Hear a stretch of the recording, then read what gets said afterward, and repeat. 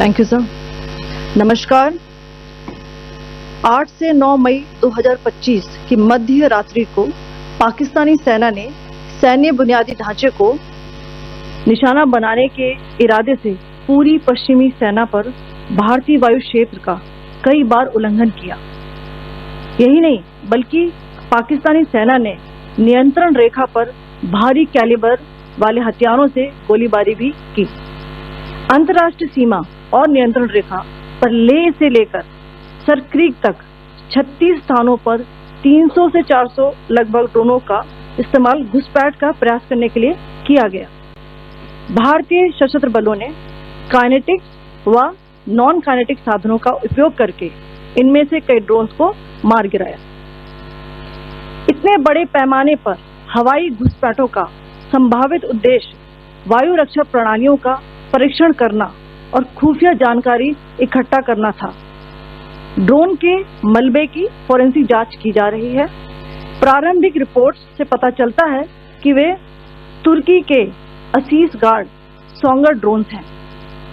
इसके उपरांत रात में पाकिस्तान के एक सशस्त्र यूएवी ने भटिंडा सैन्य स्टेशन को निशाना बनाने की कोशिश भी की, जिसे पकड़ा गया और उसे निष्क्रिय कर दिया गया।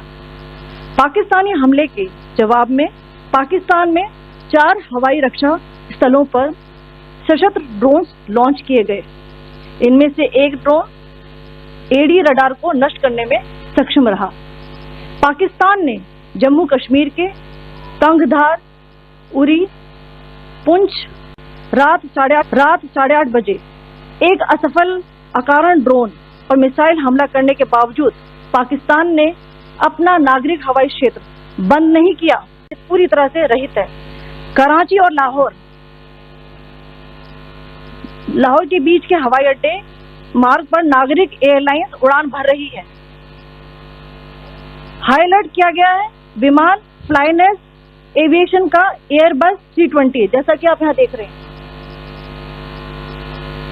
जो कि शाम को 5:50 बजे दमम से शुरू हुआ और रात को 9:10 बजे लाहौर में उतरा। ये सारा डिटेल्स आप यहाँ देख रहे हैं। ये डिटेल्स यहाँ लिखा हुआ है। Can you see this?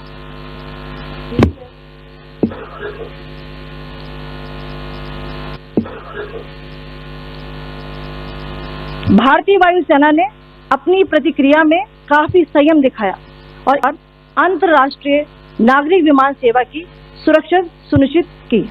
धन्यवाद। जय Hind.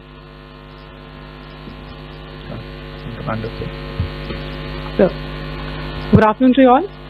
On the intervening night of 8-9 May 2025, Pakistan military carried out multiple violations of Indian airspace along the entire western border with an intent to target military infrastructure. Pakistan military also resorted to firing of heavy caliber weapons along the line of control. Along the international border and line of control, drone intrusions were attempted from Leh to Sarkreek at 36 locations with approximately 300 to 400 drones. Indian Armed Forces brought down a number of these drones using kinetic and non-kinetic means. The possible purpose of these large-scale aerial intrusions were to test the AD systems and gather intelligence. Forensic examination of the drone debris is being undertaken. Preliminary reports suggest them to be of Aziz Guard Songa drone of Turkey. Later in the night, an armed UAV of Pakistan attempted to target Bhatinda military station, which was detected and neutralized. In response to the Pakistani attack, armed drones were launched at 4 air defense sites in Pakistan. One of the drones was able to destroy an AD radar.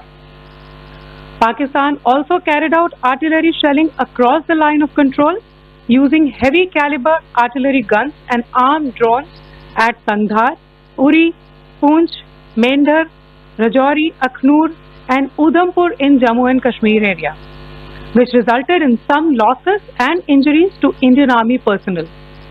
Pakistan Army also suffered major losses in Indian retaliatory fire. Additionally, Pakistan's irresponsible behavior again came to fore. Pakistan did not close its civil airspace despite it launching a failed unprovoked drone and missile attack on 7th May at 8:30 hours in the evening. Pakistan is using civil airliners as a shield, knowing fully well that its attack on India, the air route between Karachi and Lahore. Amongst the other civil aircraft that you can see, we have highlighted an aircraft which is Airbus 320 of Flynas Aviation, which was originated from Dammam at 1750 hours and landed later at Lahore at 2110 hours in the night. Indian Air Force demonstrated considerable restraint in its response, thus ensuring safety of international civil carriers.